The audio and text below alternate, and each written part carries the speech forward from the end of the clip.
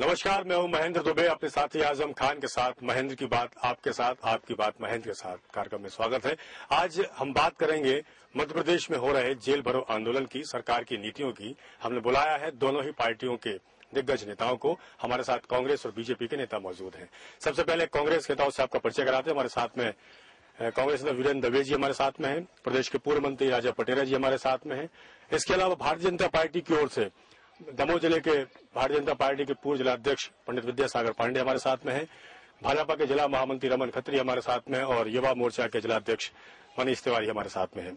हम बात करेंगे तमाम मुद्दों को लेकर। सबसे पहले जिन्होंने आज प्रदेश की सड़कों पर उत्पात मचाया है, जेलों को भरा है और अपनी बातों को जनता के साथ साथ सरकार के सामने रखा है, राजा पटेरा जी से हम बात करेंगे। पटेरा जी, अचानक से आवश्यकता क्यों पड़ गई आपको इस तरह के आंदोलन की?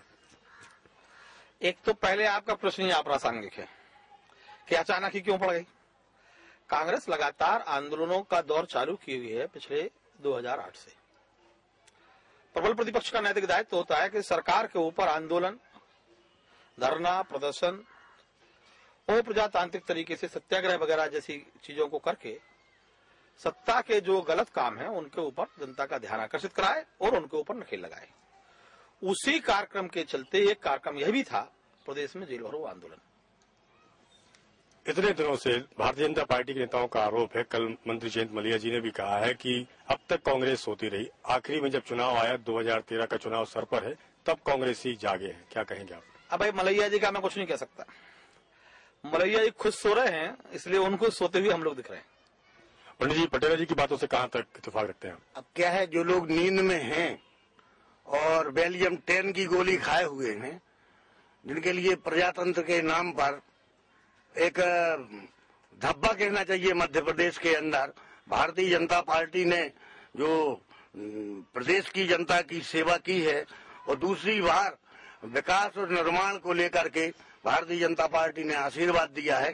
सारे प्रदेश के अंदर जो विकास के कार्य चल रहे हैं, और आप निवेदन करना चाहूंगा कि इसके पहले के कार्यकाल देखिए कैसी सड़कें थी, गांव-गांव में विकास की इबारत लिखी हुई है, स्कूल, हाई स्कूल और इससे क्या कहते हैं हॉस्टल, बच्चियों के लिए साइकिल, खाद्यान्न, ये सारी चीजें पच नहीं रही कांग्रेस के लिए। तो अब वो सड़क पर आ रही है। लोगों ने उठाया कि ये क्या कर रहे हो, तो वो आ गए साहब सड़क पर, आंदोलन करने लगे। वैसे प्रजातंत्र में आंदोलन करना चाहिए और नैतिक दायित्व था कांग्रेस का कि विपक्ष में रह करके जो दो चक्र होते हैं प्रजातंत्र को संभाल, अपनी भूमिका का निर्वहन नहीं किया है। ये अच्छी बात नहीं है। ये जनता के साथ उन्होंने धोखा किया है। विपक्ष केवल सत्ता मछली की तड़पती है, सत्ता के बिना नहीं रह सकते साहब। विपक्ष की भूमिका ही नहीं। ये तो बहुत अच्छी बात है, आज कार्यकर्ता सड़क पर आए कांग्रेस के, तो मैं तो कहता हूं कि ये होना चाहिए। खत्री जी, यदि सरकार की परफॉर्मेंस अच्छी खासी होती तो जिस तरह की भीड़ आज पूरे प्रदेश की सड़कों पर देखने को मिली है, क्या आप मानते हैं कि सरकार की परफॉर्मेंस कहीं न कहीं से गलत है? सरकार की परफॉर्मेंस बहुत अच्छी चल रही है। मैं आपको बताना चाहता हूं, अभी आदरणीय राजा पटेरा जी ने बोला है कि पिछले 2008 से, अरे 2008 से नहीं, आपको तो तब से विपक्ष की भूमिका निभानी थी जब से आप सरकार में हो ही नहीं। आप तो अभी जागे हैं जब चुनाव का समय आ गया है। अब आप लोगों को सब दिखने लगा, सरकार के ये कर रही वो कर रही, सब गड़बड़ी अभी दिखने लगी जब आपके 2 साल बाद चुनाव है। 8 साल तक आपने विपक्ष की ईमानदारी से भूमिका निभाई? बिल्कुल नहीं निभाई। तो इस जनता समझ रही है। आज जो भीड़ दिखी है आपको, ये जबरदस्ती लाई गई। कितनी भीड़ थी आप बताइए? मैं तो कहता हूँ 500 की जनता नहीं थी आज दमोह में। दवे जी, बड़ा सवाल है। आपके आंदोलन में जनता कम थी, भाजपा के मित्रों का ये कहना है, और इनका एक आरोप और भी है कि पिछले 8 सालों से विपक्ष की भूमिका जो है वो शून्य है। क्या कहेंगे आप? छोटे भाई रमन खत्री ने आरोप लगाया, मुझे लगता है कि उन्हें दृष्टि दोष है, क्योंकि पूरा जिला जानता, पूरा शहर जानता है कि आज घर घर से निकलकर पूरे जोश और खरोश के साथ सरकार ने अपने घोषणा पत्र में वादे किए, सरकार के खिलाफ तुम्हें राशन कार्ड बना देंगे, तुम्हें हम योजनाओं का लाभ देंगे। वे तमाम योजनाएं आज भारतीय जनता पार्टी ने पूरी नहीं करी। रही आंदोलन की बात, तो भारतीय जनता पार्टी की पुलिस तो हमारे आंदोलन को कुचलती रही है, और इस बात की रमन भाई को भी जानकारी है कि इस शहर के तमाम जनहित के मुद्दों को लेकर समय समय पर कांग्रेस के तमाम संगठनों ने आंदोलन किए हैं। और अब कोई बोले कि हम सो रहे थे और जग गए, तो ऐसा है कि जब आदमी मदहोशी में रहता है तो कुछ का कुछ भूल जाता है। पटेल जी, बड़ा सवाल है, 8 सालों से कांग्रेस कहाँ थी, किस भूमिका में थी, और खासतौर पर जो अविश्वास प्रस्ताव पिछले दिनों विधानसभा में आप लोग लेकर आए वो भी टाइम फिस निकल गया, क्या कहेंगे? अविश्वास के प्रस्ताव के बाद शिवराज जी जगह जगह चीखो चिल्ला रहे। आपका प्रश्न जो है कि अविश्वास का प्रस्ताव टाइम फिस हो गया, ये टाइम फिस क्या होता है मैं नहीं समझ रहा हूं। अविश्वास के प्रस्ताव के बाद भारतीय जनता पार्टी, उनका मुखिया प्रभात झा जी और शिवराज जी समूचे मंत्रिमंडल की कैबिनेट 4 डे बुलाए, बैठ के चर्चा किए और जेल भरो आंदोलन को फेल करने के लिए मंत्रियों की ड्यूटियां लगाई। इससे साफ जाहिर है कि जेल भरो आंदोलन में जनाभिमुख का जो झुकाव था, वो इंटेलिजेंस जो मध्य प्रदेश सरकार की थी वो उनको तत्काल खबर दे रही थी।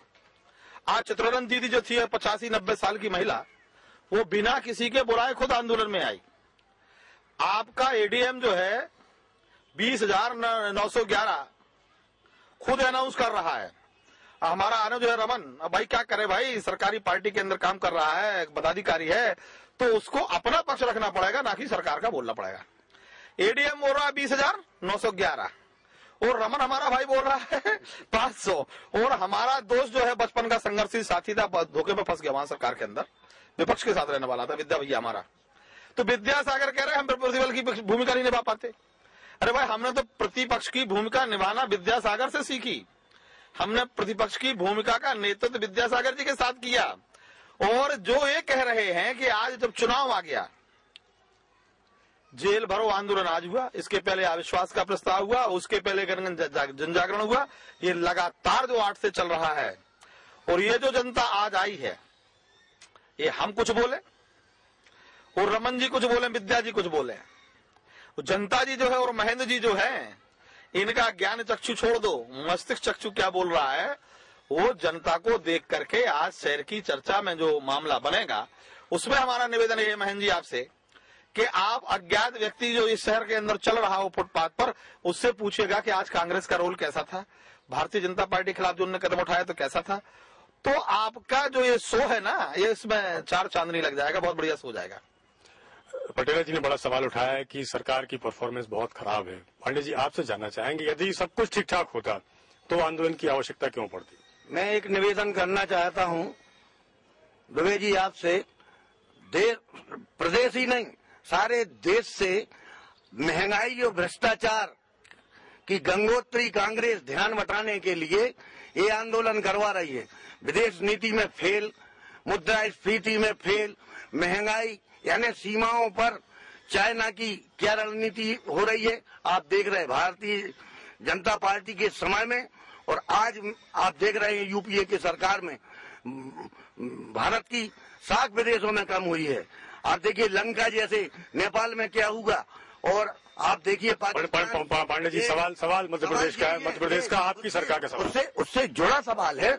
मैं आपसे निवेदन कर, आपने कहा ना, तो कांग्रेस केवल ध्यान बटाने के लिए ये बेसिक चीजें जो बुनियादी चीजें हैं, जो देश से आत्मा से जुड़ी चीजें हैं, इनमें टोटली फेल हो चुकी है कांग्रेस।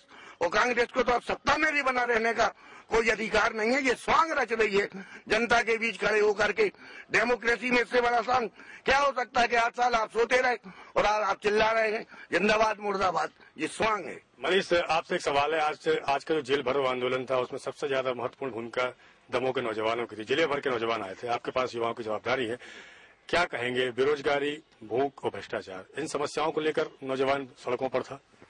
मैं ये कहना चाहूंगा कि ये आंदोलन को लेकर कोई भीड़ नहीं थी, ये कांग्रेस का व्यक्तिगत शक्ति प्रदर्शन था। जो 2013 में जो मध्य प्रदेश में चुनाव होने वाले हैं, उसको टिकट को लेकर ये दावेदारी की भीड़ थी, इसमें कोई जनता से जुड़ा हुआ मुद्दा नहीं था। मैं तो ये समझता हूँ केंद्र की सरकार को तो नैतिक अधिकार ही नहीं है कि वो भ्रष्टाचार के खिलाफ बोले। ए से लेकर जेड तक जिस केंद्र सरकार ने घोटाले किए हों, ए से आदर्श सोसाइटी घोटाला, बी से बोफोर्स घोटाला, सी से कॉमनवेल्थ घोटाला और एक्सेस से लेकर जेड से जमीन तक घोटाला, ऐसे घोटाले करने वाली कांग्रेस भ्रष्टाचार के मुद्दे पर बोले, ये देश में कहीं भी शोभा नहीं देता। और युवाओं की जहां तक आपको बात है, तो परसों 12 तारीख को भारतीय जनता युवा मोर्चा एक विशाल युवा सम्मान समारोह कर रहा है, जिसमें मैं युवाओं की भीड़ आपको दिखा दूंगा। ज्यादा दिन नहीं, आज 9 तारीख है, परसों 12 तारीख है। युवाओं की भीड़ क्या होती है वो आपको सामने 12 तारीख को मैं दिखाऊंगा। बड़ा बड़ी अच्छी बहस यहाँ पर चल रही है। हम वीरेंद्र दवे जी से पूछेंगे। दवे जी, नौजवानों का साथ आज आपके साथ था, मनीष जी ने अपना तर्क दिया, आप क्या कहेंगे इस पूरे विषय पर? नौजवान हमेशा कांग्रेस के साथ रहा है और जब से केंद्रीय नेतृत्व में आदरणीय राहुल जी ने युवाओं की सोच और युवाओं के लिए लड़ाई लड़ी है, उसका कारण है कि आज नौजवान कांग्रेस के साथ है। और रही नौजवानों के हमारे साथ जोड़ने का मूल कारण है, जीता जागता उदाहरण है कि मैं तो पूछना चाहता हूं कि माननीय मंत्री जी के कॉलेज हैं, इतने कितने गरीब नौजवान हैं जिन्होंने बिगर फीस के, बिगर किसी दान के उनको दाखिला दिया हो। ऐसे कितने नौजवान हैं जिनको उन्होंने रोजगार दिलाने में अपनी सार्थक भूमिका निभाई हो। ये नहीं है कि अगर किसी संस्थान में पत्र लिख देने से और वह नौजवान सालों संस्थान में नौकरी के चक्कर काटता रहे, ये उसे अपनी उपलब्धि बताएं, ये सरासर उपलब्धि नहीं। और जहां तक आदरणीय पांडे जी ने केंद्र स्तर के मुद्दे उठाए, मुद्रास्फीति का मामला, सुरक्षा का मामला, आंतरिक सुरक्षा का मामला, इसकी चिंता गडकरी जी करें। मैं तो आपके लिए ललायत है, मर भूमि माफिया शहर में इतने सक्रिय हैं जो अपने आप से कीमतों पे कीमतें लगाकर जमीनें खरीद रहे हैं। हाँ, ये जरूर है, जमीन खरीदने में भारतीय जनता पार्टी आगे हो सकती है, नौजवान को रोजगार देने में, नौजवान के भविष्य को सुरक्षित करने में, नौजवान के शैक्षणिक स्तर को बढ़ाने में उसने कोई काम नहीं किया। आप अपने दर्शकों को बताना चाहेंगे कि कल जब जेल भरो आंदोलन की पूर्व संध्या थी, मध्य प्रदेश सरकार के तमाम मंत्रियों ने प्रदेश भर में प्रेस कॉन्फ्रेंस ली, पत्रकारों को बताया और अखबारों और टीवी के माध्यम से जो खबर छपी, खबर प्रसारित हुई, उन तमाम मंत्रियों के मुद्दों में केवल एक ही बात थी कि केंद्र की कांग्रेस यानी यूपीए की सरकार कहीं न कहीं भारतीय जनता पार्टी की सरकार के साथ दगा कर रही है।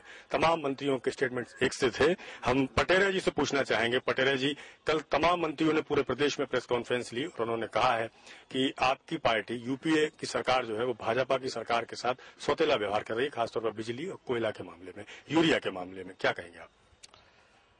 इस बात को सरकारी आंकड़े यदि देख लिए जाए, अटल जी के समय जो यूपीए की सरकार, यूपीए के एनडीए की सरकार थी, एनडीए के सरकार के समय दिग्विजय सिंह जी को कितनी बिजली कोयला के लिए राशि दी जाती थी और शिवराज की सरकार के समय मनमोहन सरकार कितना फंड देती है, मनरेगा के नाम पर कितना पैसा आता है और किसका पैसा कितना % खर्च कर पाते हैं, इससे शिवराज जी की एफिशिएंसी को समझ लें। ये सरकार बहुत बढ़िया चल रही है, लोकप्रिय चल रही है, ये सरकारी पार्टी के लोगों का कहना है। सरकार मध्य प्रदेश जो है देश के अंदर सबसे ज्यादा कुपोषण में नंबर 1, बलात्कार के मामले में नंबर 1, मातृ शिशु मृत्यु दर के नाम पर नंबर 1, नंबर 1 में 5 मामलों में देश के अंदर नंबर 1 है मध्य प्रदेश की सरकार। अब जो नंबर 1 पे सरकार चल रही है कुपोषण में, शिशु दर में, और येदियुरप्पा भ्रष्टाचार, बाबूलाल कुशवाहा को एंट्री, ये तमाम चीजें जो है राम राज की कल्पना वाले जो दल के लोग यदि कर रहे हैं तो ये आत्मवंचना है जो ये कह रहे हैं कि हमारा सब बढ़िया मामला चल रहा है। पटेल जी, सवाल है, कांग्रेस भाजपा के तमाम नेताओं ने, तमाम मंत्रियों ने एक जाय होकर आपके ऊपर आरोप लगाया है कि उन्हें पर्याप्त यूरिया नहीं मिल रहा है, पर्याप्त कोयला नहीं मिलता, जिस कारण से प्रदेश की स्थिति खराब है। ये ना कोयला उठा पाते हैं और ना यूरिया उठा पाते, उसके पीछे कारण है इनकी सरकार के मंत्रियों के जो दलाल हैं, उनकी फर्टिलाइजर की फैक्ट्रियां, उनकी कोयला सप्लाई का काम, सारा काम जो है भारतीय जनता पार्टी के मंत्री विधायक के जो लोग हैं वो लोग काम कर रहे हैं। और सरकारी अभाव पैदा करके, जैसे सोइंग है, बोनी है, 4 दिन 5 दिन से ज्यादा नहीं रोकी जा सकती, तो जो मार्केट में फर्टिलाइजर मिलेगा वो खर्च करेंगे। भारत सरकार फर्टिलाइजर बेच देती है, ये उठा नहीं पाते। भारत सरकार कोयला दे देती है, कोयला का 85,100 करोड़ रुपया इनके ऊपर बकाया है जो इनने आज तक नहीं दिया। ये साफ नकली अभाव पैदा करके जनता को लूटने का काम कर रहे हैं। 1.5 दर्जन मंत्री, 5 दर्जन अधिकारी, टीनू जोशी, अरविंद जोशी, दर्जन जी फर्जन जी जो लगे हुए हैं, जिनके ऊपर सैकड़ों हजारों करोड़ के घपले के केस चले, और इनके मंत्रियों की, विधायकों की जायदादों का, जमीनों का यदि पूर्व का घोषणा पत्र देख लिया जाए, जब ये विधायक थे और आज जो हैं, इससे अंदाजा लगा सकते हैं कि इससे बड़ी भ्रष्टाचार में डूबी कोई सरकार ना हुई है और ना होगी। येदियुरप्पा वहां धमकी दे रहा है, बहुजन समाज पार्टी का बाबूलाल कुशवाहा निकाला जाता है और गडकरी एंट्री देता है और रामराज की बात करते हैं। मध्य प्रदेश के अंदर डंपर घोटाले में मुख्यमंत्री जी और दर्जनों मंत्री के ऊपर जो केस चल रहे हैं, चाहे हत्याओं के हों, चाहे अपराध के हों, चाहे धन कमाने के हों, आज तक इतना बड़ा गड़बड़ इस देश की राजनीति में, इस प्रदेश की राजनीति में ना पहले कभी हुआ और ना होगा। और उसी से निजात पाने के लिए आज जो दमोह जिले की जनता का गांव-गांव का आदमी खड़ा हुआ था, 500 रुपया से बिना खसरा नहीं मिलता, 2000-4000 रुपया दिए बगैर रिपोर्ट नहीं लिखती, हत्या सरेआम दमोह में होती, अपराधी टेलीफोन पर छूटते, तो ये रामराज का काम चल रहा है। उसके चलते रामराज को जल चढ़ाने के लिए जनता आई थी और जो बोट रूबी जल नवंबर-दिसंबर 13 में जब चढ़ाएगी ना, तो जमानतें उड़ जाएंगी। रमन पटेरा जी ने अपना पक्ष रखा है, आपकी सरकार के मंत्रियों ने जो आरोप लगाए हैं उसका स्पष्टीकरण उन्होंने दिया है, क्या कहेंगे आप? मैं चाहता हूं कि जितनी बात हुई है उसका पूरा जवाब सुन लें, उसके बाद फिर अपन हमारे वीरेंद्र दवे जी ने एक बात की थी, हमारे जो निजी संस्थानों की बात कर रहे थे, जयंत भैया के ऊपर ऐसे आरोप लगा रहे थे। मैं उनको जानकारी में लाना चाहता हूं कि अगर वो चाहते, ये जो उनने इंस्टीट्यूट या कोई संस्थान, शिक्षण संस्थान, अगर वो चाहते तो इंदौर या जबलपुर या भोपाल में ले जाकर लाखों करोड़ों रुपए कमा सकते थे, लेकिन उनका मोह नहीं किया और दमोह जैसी छोटी जगह पे इंजीनियरिंग नर्सिंग कॉलेज लाके चालू किया। उनका उस उद्देश्य ये था कि हमें पैसे नहीं कमाना, जो दमोह के लड़के या दमोह के आसपास के लड़के बेचारे जाके महंगी शिक्षा नहीं प्राप्त कर सकते हैं, उनको सस्ते उस पर शिक्षा प्राप्त हो और हमारे इंजीनियरिंग और नर्सिंग से लड़के निकल के अपने अपने जॉब में जाएं। ये सोच था। भाई लोगों को ये लगता है कि शायद इसके पैसे, वो पीछे पैसे का उद्देश्य है, पैसा तो मतलब वो कमा सकते थे, लेकिन उन्होंने ऐसा नहीं किया। एक बात। दूसरी बात, मैं आपको ईमानदारी से बात करना चाहता हूं, आज मध्य प्रदेश में शिवराज सिंह जी की, चौहान जी की जो लोकप्रियता है, उनके सामने आज मैं इस बात के दावे के साथ कर सकता हूं कि उनके सामने मध्य प्रदेश में ना कांग्रेस में ना किसी अन्य राजनीतिक दल में उनके जैसा कोई नेता है जो इतना लोकप्रिय है। निश्चित रूप से उनकी लोकप्रियता को देखकर कांग्रेस बौखला गई है। जी, मैं स्पष्टीकरण चाहता हूं आपसे, कल आपके मंत्रियों ने पूरे प्रदेश में एकजुट होकर आरोप लगाए हैं कि केंद्र सरकार पर्याप्त कोयला, पर्याप्त यूरिया नहीं दे रहा है, जिस कारण से वो सड़कों पे आने के लिए मजबूर होंगे। भाजपाइयों ने भी ऐसा कहा है। उसका स्पष्टीकरण, उसका जवाब पटेरा जी ने दिया, आप क्या कहें? मैं एक बात बताना चाहता हूँ, आदरणीय पटेरा जी भी इस बात से सहमत होंगे। प्रधानमंत्री ग्रामीण सड़क का मामला है, उसमें आप उनसे पूछ सकते हैं, केंद्र की रिपोर्ट है ये कि मध्य प्रदेश गवर्नमेंट एक ऐसी सरकार है जिसने प्रधानमंत्री ग्रामीण सड़क के पैसे का पूरा उपयोग किया है। और आपको एक चीज की जानकारी दे दें कि केंद्र ने वो नया अलर्ट रोक दिया है इस कारण से कि दूसरे राज्यों में वहां की सरकारें इस तरीके से इन पैसों का यूज नहीं कर पा रही है जितना मध्य प्रदेश ने कर दिया है। जब तक इन लोगों का मतलब एक स्तर पे बराबर नहीं आ जाता है, जब तक मध्य प्रदेश का, ये सरकार की हमारी उपलब्धि है। हमारा कहने का आशय यह है कि जो हमें जो फंड वगैरह मिलता है उसका बहुत जम के हम लोग सदुपयोग करते हैं, आम जनता के लिए सदुपयोग करते हैं।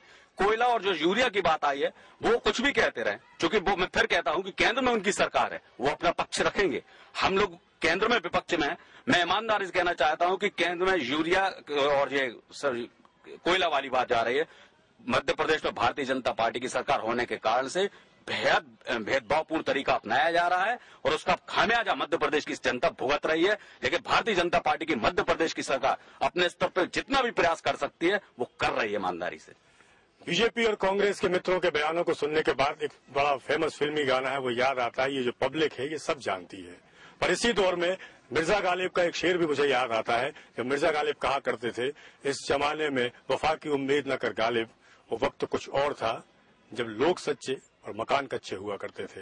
मकान आज भी कच्चे हैं, लोग कितने सच्चे हैं आपके सामने है। इस तरफ कांग्रेस के लोग हैं, इस तरफ बीजेपी के लोग हैं। एक केंद्र में लोगों की रहनुमाई कर रहे हैं, दूसरे प्रदेश में जनता की आवाज उठाने का, जनता की सेवा का दावा करते हैं। आखिरी में हम लोगों से केवल एक सवाल पूछेंगे, जो मकान कच्चे हैं, जिन कच्चे मकानों में लोग रहे हैं, उस प्रदेश की जनता के साथ आपकी क्या भूमिका होना चाहिए? इस दौर में जनता का क्या होगा पटेरा जी? ये इसका फैसला नवंबर 2013 में जनता शानदार तरीके से देगी। तुम भी होगे और हम भी होंगे। जो आज आंकड़ा हमारा है वो शायद इनका हो जाए तो कोई बड़ा आश्चर्य नहीं होगा, और जो इनका है उसको हम आगे बढ़ाएं तो कुछ ज्यादा नहीं हुआ। इसके बाद आपको सलाम। पटेरा जी आप क्या कहें? दवे जी आप क्या कहें? जिस विषय पे आज भारतीय जनता पार्टी के हमारे भाइयों ने अपनी बात रखी, हमने मकान के नाम पर राजीव आश्रय योजना के तहत आप उठाकर देखें कि वो लोग जहां पर स्थापित हैं आज भी स्थापित हैं, और पिछले 8 सालों में जितने स्थापित लोगों को नेस्तनाबूद करने में इस सरकार के राजस्व विभाग के अधिकारियों ने काम किया है वो आपके सामने है। हमारा जो वादा था उस वादे में हम अक्षरतः सफल रहे हैं। रही शैक्षणिक संस्थाओं की उन्नति की बात, तो भैया जयंत भैया बताएं कि उनकी क्या मजबूरी थी। ये व्यक्तिगत सवाल, हम जनता की बात कर रहे हैं। पांडे जी, आप क्या कहेंगे, आम जनता का क्या होगा? मेरा कहना पहले नंबर तो जो है, आपने यूथ की बात, शिक्षित बेरोजगारों के लिए जो 8 साल में काम मिला है और जो हजारों लाखों पद सृजित किए हैं, यहाँ का नौजवान जानता है। स्टेप टैंक 2 घोटाला और कॉमनवेल्थ में जो घोटाले हुए हैं वो भ्रष्टाचार की अति है, इसके लिए देश की जनता जानती है। खाद वगैरह के संदर्भ में कल मंत्री जी ने जो आपके लिए जवाब दिया था वही हमारा जवाब है। और भारतीय जनता पार्टी ने किसानों के लिए 1% पर ब्याज 16% से 1 पर आ गया है। तो ये पूंजीपति ये बौखला गए हैं, इनकी तिजोरियां भर नहीं रही हैं, इसलिए अब ये सड़कों पर उतर आए हैं उनके पक्ष में। मेरा तो यही कहना, भारतीय जनता पार्टी राम लाएगी और किसानों के लिए और युवकों के लिए उनके खुद का आधार बनाएगी और उनके लिए स्वयं में मृगेंद्रता, वो अपने आप में खुद सक्षम होंगे। किसान खेती के लिए जो है लाभ का धंधा बनाएगी। जनता का क्या होगा, आम जनता का? मैं आदरणीय राजा पटेल जी बात से सहमत हूँ। आप भी हैं, हम भी हैं, जनता भी है। 2013 का चुनाव बताएगा। मैं ईमानदारी से फिर बोल रहा हूँ, आज मध्य प्रदेश में शिवराज सिंह जी की लोकप्रियता आपको 2013 में भी मिलेगी। मैं दावे के साथ कहता हूँ आज शायद वो 70-73 है, 50 से ऊपर नहीं जाने वाले, हमारी संख्या बढ़ने वाली। आखिर में आपसे क्या कहेंगे आप? मैं आपसे ये कहना चाहूंगा महन भाई कि खाद और यूरिया है ना, वो जेल से नहीं आता, वो रेल से आता है। और दूसरी बात जो मैं बताना चाहूंगा, इन व्यक्तिगत आरोप जो लगाए हैं मंत्री जी पर, हमारे जयंत भैया पर, जी मैं आपसे ये बता, मंत्री जी का क्या होगा? पाठक जी, खदानों को मीडिया के माध्यम से निरस्त कराया गया है। बाजू के राजस्थान में जो आपकी भवन जो हुआ है वो मंत्रियों के माध्यम से हुआ है। आपके ए राजा आपके जेल में है, कनीमोजी आपकी जेल में है, कलमाड़ी जी जेल में है। मैं और बिल्कुल जेल की तैयारी सुब्रमण्यम स्वामी के माध्यम से चल रही है। मुझे लगता है कि अगली जो कैबिनेट होने वाली है वो तिहाड़ जेल में कांग्रेस की जो सरकार की वो होगी। और आप राजा पटेल जी कह रहे हैं कि मैं 2013 में देखूंगा कि ये, हमें लगता है कि 2013 में चुनाव की जरूरत ही नहीं पड़ेगी। 2012 में लोकसभा के केंद्र के माध्यम से सरकार गिरेगी और हमें लगता है 2012 में हमें फाइट करना पड़ेगा और वो सामने आ जाएगा पूरे रिजल्ट उसके केंद्र सरकार के, जो केंद्र सरकार के। मनीष कह रहे हैं खाद जेल से नहीं रेल से आती है। यथार्थ है, रेल से ही लोगों को आवागमन में सुविधा होती है, माल का आवागमन होता है, यूरिया भी उसी से आता है, खाद भी उसी से आती है। जनता की बात हमने यहाँ पर की और जैसा मैंने आपसे पहले कहा वो दौर कुछ और था जब मकान कच्चे और लोग सच्चे हुआ करते थे। पर आज के राजनीतिक परिदृश्य में हम दोनों दलों की बातों को ही आपके सामने रखें तो आप दर्शक, आप आम जनता इस बात का अंदाजा लगा सकते हैं कि सबकी निगाहें हैं तो एक ही चीज पर, वो है कुर्सी, जो सत्ता के माध्यम से लोगों को मिलती है। कांग्रेस के जेल भरने से या इसके पहले बीजेपी के जेल भरने से आम जनता को, आम आवाम को कितना फायदा मिला ये आप भली भांति जानते हैं। और क्या लोग इस दौर में वफा की उम्मीद कर सकते हैं? मुझे, मेरे साथी आजम खान, दिनेश प्यासी, मनीष सोनी, अरशद खान और पूरी टीम को दीजिए इजाजत। आपसे फिर किसी मुद्दे पर फिर से मुलाकात होगी। नमस्कार।